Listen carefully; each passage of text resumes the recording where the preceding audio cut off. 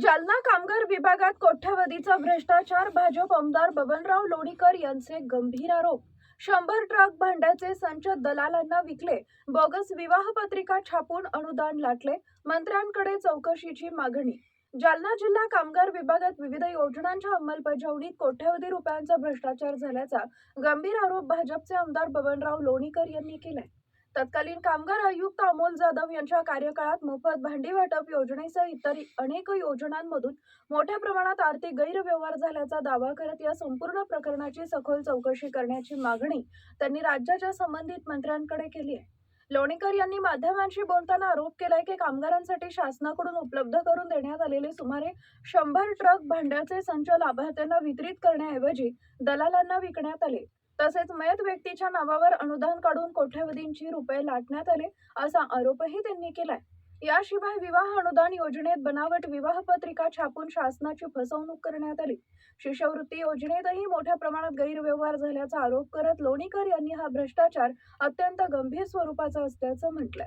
या संपूर्ण प्रकरणाची उच्चस्तरीय व निष्पक्ष चौकशी करून दोषींवर कठोर कारवाई करावी अशी मागणी आपण संबंधित मंत्र्यांकडे केली असल्याची माहितीही आमदार बबनराव लोणीकर यांनी दिली आहे. विभागामध्ये कोणी नेमके ह्या सगळ्या पेट्या विकल्या आणि कोणी भ्रष्टाचार केला आणि किती रुपयाचा हा सगळा भ्रष्टाचार असेल? आता आकडा सांगता येणार नाही. तर मी तुम्हाला एक आकडा सांगितला की 8 कोटी रुपयाचा भ्रष्टाचार झालेला आहे. भांडे कुंडे विकल्याचा, दलालाकडे दिल्याचा तो पाठ वेगळा आहे.